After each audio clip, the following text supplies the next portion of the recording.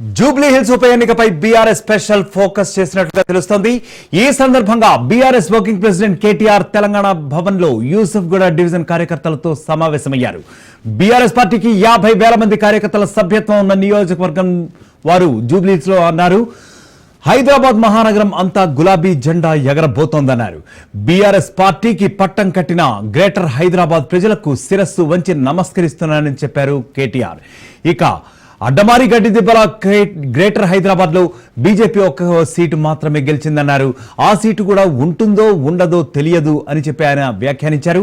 ఆయన బీజేపీ నుంచి వెళ్లిపోయారని కూడా చురకలంటించారు. అయితే మాగంటి గోపీనాథ్ మరణం ఎవరూ ఊహించలేదని, అనారోగ్యంతో గోపీనాథ్ బయట పడతాను అనుకున్నాను అని అన్నారు.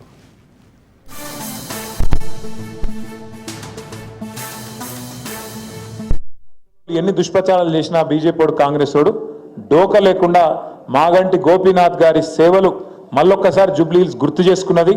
మాగంటికి మంచి ఈ గెలుపు ఒక కానుకగా మనందరం కూడా ఆయనకు అశ్రునివాళిగా అందించినాము అనే విధంగా తీర్పునియాలని చెప్పి నేను కోరుతా ఉన్నాను. దయచేసి మిమ్మల్ని నేను కోరేది సీరియస్గా తీసుకుందాం ఎలక్షన్. ఎందుకంటే మనం ఇంకా ఎప్పుడు వస్తుందో, డేట్ ఎప్పుడు వస్తుందో అట్లా ఇట్లా అని మీరు బేజారు కాకురి, లేకపోతే ఆయన లైట్గా ఉండకురి. ఈ ఎలక్షన్ రేపో ఎల్లుండో అన్నట్టు కొట్లాడదాం. ఎలక్షన్ ఇప్పుడే ఉంది, ముంగట్నే ఉంది అని కొట్లాడాలి. ఎక్కడ పోగొట్టుకున్నదా అక్కడనే దేవులాడుకోవాలని చెప్తారు పెద్దోళ్ళు. మనం ఇవాళ తెలంగాణలో అధికారం కోల్పోయినాం. హైదరాబాద్లో కాదు, తెలంగాణలో 1.8% తేడాతో మనకు అధికారం పోయింది. మళ్ళా తిరిగి కేసీఆర్ గారు ముఖ్యమంత్రి కావాలి, మళ్ళా గులాబీ జెండా ఎగరాలి అంటే ఎవరి చేతుల్లోనే లేదు, మన చేతుల్లోనే ఉంది. అందుకే దయచేసి అందరం సీరియస్గా తీసుకొని గట్టిగా కొట్లాడదాం. పేరు పేరున మీ అందరికీ మళ్ళొకసారి నమస్కారాలు. రైట్, మొత్తానికి జూబ్లీ హిల్స్ ఉప ఎన్నికపై బీఆర్ఎస్ స్పెషల్ గా ఫోకస్ పెడుతున్నట్లుగా తెలుస్తోంది. అయితే ఇదే సందర్భంగా BRS working president KTR Telangana Bhavan లో యూసుఫ్గూడ డివిజన్ కార్యకర్తలతో స్పెషల్ గా సమావేశమయ్యారు. ఈ రోజు బీఆర్ఎస్ పార్టీకి 50,000 మంది కార్యకర్తల సభ్యత్వం ఉన్న నియోజకవర్గం జూబ్లీ హిల్స్ అని ఆయన చెప్పారు. హైదరాబాద్ మహానగరం అంతా గడిచిన ఎన్నికల్లో గులాబీ జెండానే ఎగిరిందన్నారు. బీఆర్ఎస్ పార్టీకి పట్టం కట్టిన గ్రేటర్ హైదరాబాద్ ప్రజలకు తాను శిరస్సు వంచి నమస్కరిస్తున్నానన్నారు. ఇక అడ్డమారి గడ్డి దిబ్బల గ్రేటర్ హైదరాబాద్ లో బీజేపీ ఒక్క సీటు మాత్రమే గెలుచుకుందన్నారు. అయితే ఆ సీటు కూడా ఉంటదో ఉండదో తెలియదు, ఆయన బీజేపీ నుంచి కూడా వెళ్లిపోయారని చురకలంటించారు బీజేపీకి కేటీఆర్. అయితే మాగంటి గోపీనాథ్ మరణం మాత్రం ఎవరూ ఊహించలేదని, అనారోగ్యంతో గోపీనాథ్ బయటపడతారు, అనారోగ్యంతో ఆయన ఉన్నప్పటికీ కూడా గోపీనాథ్ బయట పడగలుగుతాను అని ఆయన అనుకున్నాను అని చెప్పారు కేటీఆర్.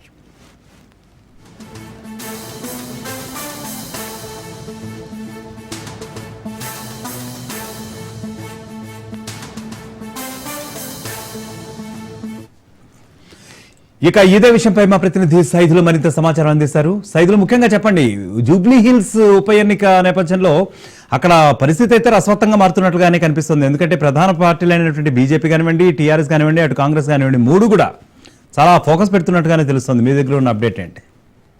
ఎస్ యజ్ఞ, బీఆర్ఎస్ ఎమ్మెల్యే మాగంటి గోపీనాథ్ అకాల మరణం తర్వాత జూబ్లీ హిల్స్ ఉప ఎన్నిక అనివార్యమైంది. అయితే నోటిఫికేషన్ ఎప్పుడు వస్తుందో తెలియదు, కానీ ఉప ఎన్నికకు మాత్రం సిద్ధంగా ఉండాలని చెప్పేసి బీఆర్ఎస్ ప్రత్యేక ఫోకస్ జూబ్లీ హిల్స్ నియోజకవర్గం పైన పెట్టింది. దానిలో భాగంగా ఈరోజు తెలంగాణ భవన్లో జూబ్లీ హిల్స్ నియోజకవర్గ పరిధిలో ఉన్నటువంటి యూసఫ్గూడ డివిజన్ బీఆర్ఎస్ పార్టీ కార్యకర్తలతో కేటీఆర్ సమావేశమయ్యారు. ఈ సమావేశంలో కేటీఆర్ కొన్ని కీలక వ్యాఖ్యలు కూడా చేశారు. ఖచ్చితంగా జూబ్లీ హిల్స్ ఉప ఎన్నిక ఎప్పుడొచ్చినా సరే గెలిపే లక్ష్యంగా ముందుకు సాగాలన్నారు. ఖచ్చితంగా జూబ్లీ హిల్స్ నియోజకవర్గ ఉప ఎన్నికల్లో బీఆర్ఎస్ పార్టీ జెండా ఎగరాల్సిందే అని చెప్పేసి కూడా కేటీఆర్ ధీమా వ్యక్తం చేశారు. అయితే యూసఫ్గూడ కార్యకర్తలను ఉద్దేశించి కేటీఆర్ కొన్ని కీలక వ్యాఖ్యలు కూడా చేశారు. ముఖ్యంగా ఇటు కాంగ్రెస్ బీజేపీపై కూడా ఆయన ఇరుచుకుపడ్డారు. అంటే బీజేపీ కులమత ఘర్షణలకు ఎక్కువగా ప్రాధాన్యత ఇస్తుందని చెప్పేసి కూడా ఆయన తీవ్రస్థాయిలో మండిపడ్డారు. దాంతోపాటుగా ఇక కాంగ్రెస్ పార్టీ ముఖ్యంగా అడగోలు హామీలు ఇచ్చి ప్రజల ఓట్లు దండుకొని అధికారంలోకి వచ్చింది. కాంగ్రెస్ పార్టీ ఇచ్చినటువంటి హామీలు ఏ ఒక్క హామీ కూడా నెరవేర్చలేదని చెప్పేసి కూడా చెప్పారు. కాబట్టి మీ 2018 శాసనసభ ఎన్నికల్లో రెండోసారి బీఆర్ఎస్ పార్టీ అధికారంలోకి వచ్చిన తర్వాత హైదరాబాద్ని, అంటే 10 ఏళ్ల పాటు బీఆర్ఎస్ పార్టీ అధికారంలో ఉండి 2014లో కానీ 2018లో కానీ మొత్తం 10 ఏళ్ల పాటు అధికారంలో ఉన్నప్పుడు హైదరాబాద్ని దేశంలో నే అత్యంత అభివృద్ధి చేశామని చెప్పేసి కూడా ఆయన చెప్పారు. దానిలో భాగంగానే గ్రేటర్ హైదరాబాద్ బదులో ఆ ప్రజలందరూ కూడా బీఆర్ఎస్ పార్టీకి పట్టం కట్టారని చెప్పేసి కూడా కేటీఆర్ అన్నారు. దాంతోపాటు ఇక అడ్డదారి గుడ్డి దెబ్బలో భాగంగా ఒకే ఒక్క సీటు బీజేపీ గెలిచిందని, ఆయన బీజేపీ పార్టీకి రాజీనామా చేసి వెళ్ళిపోయారని, ఆ సీటు కూడా ఉంటుందో ఉండదో తెలియనటువంటి పరిస్థితి నెలకొందని చెప్పేసి కూడా కేటీఆర్ అన్నారు. కాబట్టి జూబ్లీ హిల్స్ నియోజకవర్గంలో దాదాపుగా 50,000 మంది సభ్యత్వం ఉన్నటువంటి బీఆర్ఎస్ పార్టీకి ఖచ్చితంగా రానున్న రోజులలో ఉప ఎన్నిక ఎప్పుడు వచ్చినా సరే గులాబీ జెండా ఎగిరి తీరాల్సిందని చెప్పేసి కూడా ఆయన కార్యకర్తలకు ఒక దిశానిర్దేశం చేశారు. అంటే బస్తీలకు సంబంధించి ముఖ్యంగా చేసినటువంటి అభివృద్ధి కేసీఆర్ హయాంలో 10 ఏళ్ల పాటు హైదరాబాద్లో బస్తీలకు సంబంధించి చేసినటువంటి అభివృద్ధి, అంటే బస్తీ దవాఖానలు కానీ, అదేవిధంగా బస్తీలో ఉన్నటువంటి సమస్యలు తీర్చడం కానీ, అదేవిధంగా డ్రైనేజ్ సమస్య తీర్చడం కానీ, అభివృద్ధి ఏ విధంగా చేశాము ఏంటి అనేది కూడా ఖచ్చితంగా జూబ్లీ హిల్స్ నియోజకవర్గంలో చర్చ పెట్టాలి. ప్రతి ఒక్క బీఆర్ఎస్ పార్టీ కార్యకర్త కూడా 10 మంది ఇళ్లకి వెళ్ళి బీఆర్ఎస్ పార్టీ చేసిన అభివృద్ధి సంక్షేమం గురించి చెప్పినప్పుడు ఖచ్చితంగా జూబ్లీ హిల్స్ నియోజకవర్గంలో ఉప ఎన్నిక బీఆర్ఎస్ పార్టీ గెలుస్తుందని చెప్పేసి కూడా ఆయన అన్నారు. అయితే గెలుస్తాం కదా అని చెప్పేసి ఎవరు కూడా ఇంట్లో ఉండొద్దు అని చెప్పేసి కూడా చెప్పడం జరిగింది. దాంతో పాటుగా ఇక ముఖ్యంగా కాంగ్రెస్ పార్టీ అధికారంలోకి వచ్చిన తర్వాత మన హైడ్రా పేరుతోటి ఇవాళ పేదల ఇండ్లు కూల్స్తుందని చెప్పేసి కూడా అన్నారు. ముఖ్యంగా బస్తీలో ఉన్నటువంటి పేదలు ఎవరైతే ఉంటారో వారి ఇల్లుని హైడ్రా పేరుతో కూల్చేస్తున్నారు. కానీ ముఖ్యమంత్రి రేవంత్ రెడ్డి కొడంగల్లో కూడా FTLలోనే ఇల్లు కట్టుకున్నాడు. ఆయన ఇల్లు ఎందుకు కూల్చారని చెప్పేసి కూడా కేటీఆర్ ప్రశ్నించారు. దాంతోపాటుగా ఇక రేవంత్ రెడ్డి బ్రదర్ తిరుపతి రెడ్డి కూడా ఇక్కడ మాదాపూర్లోనే FTL పరిధిలోనే ఇల్లు కట్టుకున్నారు. మరి ఆయన ఇల్లు ఎందుకు కూల్చారని చెప్పేసి కూడా ప్రశ్నించారు. మంత్రి పొంగులేటి శ్రీనివాసరెడ్డి జోర్దార్గా కూడా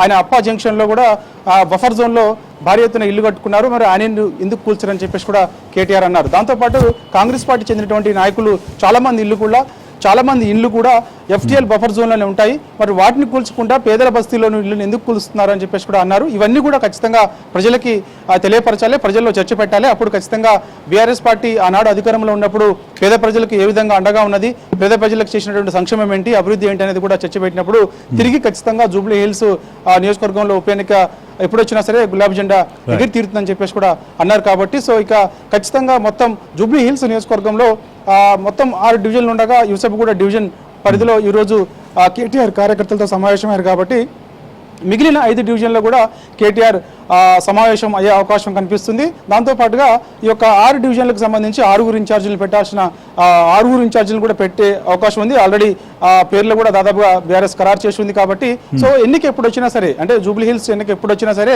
ప్రత్యేక ఫోకస్ పెట్టి గెలిపే లక్ష్యంగా ముందుకు వెళ్లేందుకు మాత్రం బీఆర్ఎస్ ప్రత్యేక ఫోకస్ చేస్తుంది. యజ్ఞ అయితే సైదులు ప్రధానంగా చెప్పండి, కేవలం 1.8% స్వల్ప మెజారిటీతో లాస్ట్ టైం ఓడిపోయాం, ఈసారి మాత్రం ఎట్టి పరిస్థితుల్లో కూడా ఓటమిని ఉపేక్షించేది లేదు, గట్టిగా ప్రయత్నిస్తున్నాం అని చెప్పి డివిజన్కి ఒక ఇన్ఛార్జ్ చెప్పిన కూడా ఆయన పెట్టిన సందర్భం అయితే ఉంది. దీని గురించి ఉన్న అప్డేట్ ఏంటి మీ దగ్గర? ఇప్పుడు డివిజన్కి ఒక ఇన్ఛార్జిని కూడా పెట్టేసి జూబ్లీ హిల్స్ ఎన్నిక ఏదైతే ఉందో దాన్ని మరింత ప్రతిష్టాత్మకంగా తీసుకున్నట్లుగా కేటీఆర్ తెలుస్తున్నది. కేవలం లాస్ట్ టైం 1.8%తో మాత్రమే టీఆర్ఎస్ ఓడిపోవడం జరిగింది, బీఆర్ఎస్ ఓడిపోవడం జరిగింది. ఇప్పుడు మాత్రం చాలా ప్రతిష్టాత్మకంగా తీసుకుంటున్నాము, దీనికి ప్రత్యేకమైన ఏర్పాట్లలో ఉన్నారు అని కూడా చెప్పడం జరిగింది యాక్చువల్గా కేటీఆర్. సో మరి ఏ విధమైనటువంటి స్ట్రాటజీ వాళ్ళు ఫాలో అవుతున్నారు, మీ దగ్గర ఏమన్నా అప్డేట్ ఉందా? కొద్ది తేడాతో అంటే బీఆర్ఎస్ పార్టీ ఆల్రెడీ సిట్టింగ్ స్థానం కాబట్టి దాన్ని కాపాడుకునే పనిలోనే బీఆర్ఎస్ పార్టీ ఉంది. ఎందుకంటే గతంలో అంటే కంటోన్మెంట్ సీటు సిట్టింగ్ స్థానం బీఆర్ఎస్ పార్టీ కోల్పోయింది. అంటే లాస్ట్ ఇయర్ ఎందుతో అకాల మరణం తర్వాత ఆ సీట్ కోల్పోయింది. కానీ ఇప్పుడు బీఆర్ఎస్ పార్టీ సిట్టింగ్ స్థానం జూబ్లీ హిల్స్ కాబట్టి ఖచ్చితంగా ఆ సీటును దక్కించుకోవాలని చెప్పేసి కూడా బీఆర్ఎస్ పార్టీ భావిస్తుంది. అధికార పార్టీ కొన్ని వ్యవస్థలను మేనేజ్ చేసుకొని అవసరమైతే కొందరు ఓటర్లను కూడా తీసేసే అవకాశం కూడా ఉంటుంది. బీజేపీ కాంగ్రెస్ ఒకటవుతుంది. ఎందుకంటే ఎలక్షన్ కమిషన్ తీరు సరిగా లేదని చెప్పేసి కూడా కేటీఆర్ అంటున్నారు. ఎందుకంటే దేశవ్యాప్తంగా చాలా మంది ఓటర్లన్నీ పక్కన పెట్టే ప్రయత్నం చేస్తున్నారు. బీహార్లో కూడా బీహార్ ఉప ముఖ్యమంత్రి తేజస్వి యాదవ్ ఓటు కూడా తీసేశారంటే ఇక్కడ జూబ్లీ హిల్స్ ఉన్నటువంటి పేదల ఓట్లను తీసేయడం పెద్ద లెక్క కాదని చెప్పేసి కూడా అంటున్నారు. కాబట్టి సో ఖచ్చితంగా సిట్టింగ్ స్థానం కాపాడుకోవాల్సిందని చెప్పేసి కూడా అంటున్నారు. అభ్యర్థి ఎవరైనా ప్రకటన చేయనప్పటికీ కూడా అభ్యర్థి ఎవరైనా సరే బీఆర్ఎస్ కార్యకర్తలందరూ కూడా ఒక తాటిపై ఉండి గెలిపే లక్ష్యంగా ముందుకు సాగాలని చెప్పేసి కూడా ఒక దిశానిర్దేశం అయితే కేటీఆర్ యూసఫ్ కూడా బీఆర్ఎస్ పార్టీ కార్యకర్తలకు చేశారు. కాబట్టి మిగిలిన 5 డివిజన్ల కార్యకర్తలతో కూడా కేటీఆర్ మరోసారి భేటీ సమావేశం కూడా అయ్యే అవకాశం అయితే కనిపిస్తుంది.